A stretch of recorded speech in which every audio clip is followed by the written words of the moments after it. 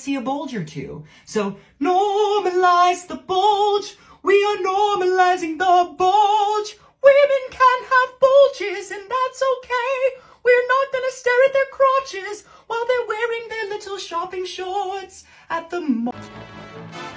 How many times do we have to teach you this lesson, old man? What is going on, everybody? Wired here. I hope you guys are having a thunderous Thursday. And yes, once again, I am back to talk about Lord Voldemort himself, the Dark Wizard who is invading pretty much every brand possible. We saw this happen with Anheuser-Busch to the very heartbreaking sales, and my heart bleeds for them. It pumps a lot of purple piss. For them to say they are down about $11 billion. We've seen this happen with Maybelline, and they are also, not to the same extent, but they're also dropping. But it seems that some companies really just cannot learn from this fiasco, that maybe people don't want woke identity politics inserted into their brands. Maybe people don't want polarizing figures and their faces exposed on things when they go to buy a product. Maybe they're going to feel a little bit weird when they crack a beer in the bar and it has a different, a trans person's face on it. But hey, what do I know? I'm not a marketing exec. I haven't gone to school for, 4 years of like Alicia Heinerscheid has, and I've never lost a company $11 billion. So who am I to say, really? Brings us into this article here, very interesting read from the New York Post about how Dylan pitches hair product in new ad after Bud Light fiasco, which is pretty much going to go on and say that Dylan destroys everything they touch. Is that the right pronoun? I don't know, and I don't care. Shogany. Dylan Mulvaney, the Dark Wizard media influencer whose marketing partnership with Bud Light tanks sales of the iconic beer brand, has resurfaced to pitch a hair product. The 26-year-old grifter, that's incorrect. 26-year-old who transitioned from male to female, scratch that also. Strike that from the record. That's not true also. The 26-year-old posted a video to her millions of social media followers encouraging them to use K18 hair oil to treat frizz and flyaways. God, I wish there was, quote, God, I wish there was something I wish there was something I could for all the frizz in my hair. Mulvaney said in a 50-second clip, which was posted Tuesday to both her Instagram and TikTok accounts. She is then told by a godlike voice to try K18's new molecular hair repair hair oil. Should I make the joke? I don't think Mr. Mulvaney knows too much about God. Yeah, it didn't land quite how I wanted it to. In the clip, Mulvaney applied drops of the hair oil to her head. She then nods approvingly as she is told that the product improves shine and vibrancy. There's so many jokes I'm just trying to repress here. The whole vibrancy thing is like, I won't do that. It is not clear how much K18 paid Mulvaney to promote the product, which is sold online at ad retailers like Sephora. I'm sure quite a lot, because as we know, Mulvaney is a grifter. Mulvaney does not do anything unless it's going to pocket them money. Which, hey, I do understand the hustle. We are in a capitalistic society, so, make your bag, king. But I don't know if most people would demean themselves to this sort of level for, then again, clout's a hell of a drug. The poster saw a comment from Mulvaney and K18. The hair product, visually called K18 Biometric Hair Science, was launched in 2021 by Britta Cox and Suveen Sahib. It generated 75 million sales in 2021 and was projected to top 100 million last year. Well, I'd say good for them. In the less than 24 hours since Mulvaney posted the video to Instagram, the clip has generated more than 70,000 likes. I'm sure it has. It received another 33,000 likes on TikTok. The lightning rod influenced 33,000 likes on TikTok. That's it. Jeez. This person has got like 20 million followers. The lightning rod influencer's clip immediately drew backlash. Buy at K18 Hair, tweeted one Twitter user. Boycott the ish out of it, another commented. Most of the commenters on Instagram were supportive. I'm sure they were.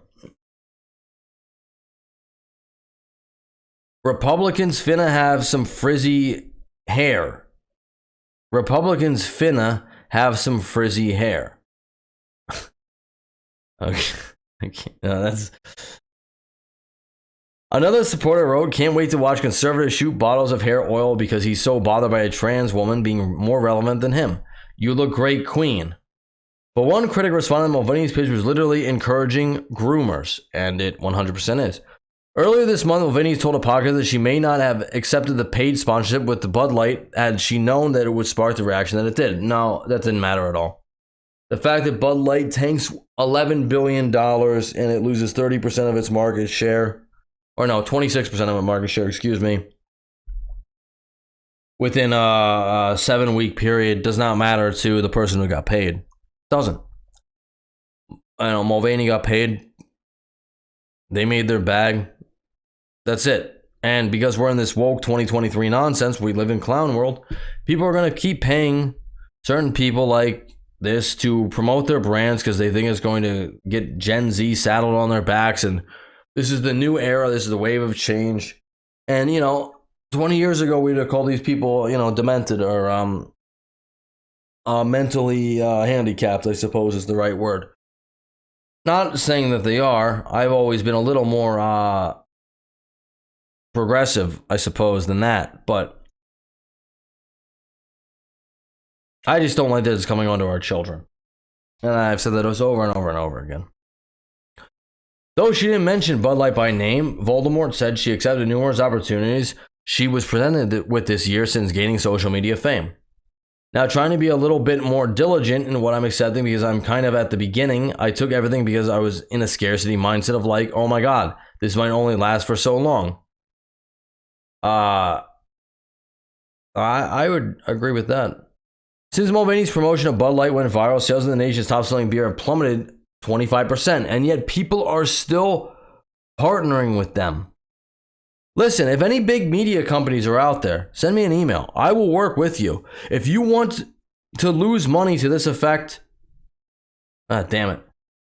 I can't even guarantee that. I can't really guarantee those results. I could guarantee you won't gain anything off any of my ideas. I could never guarantee that you're going to lose $11 billion, though. I can't commit to that either. So, never mind. Forget it.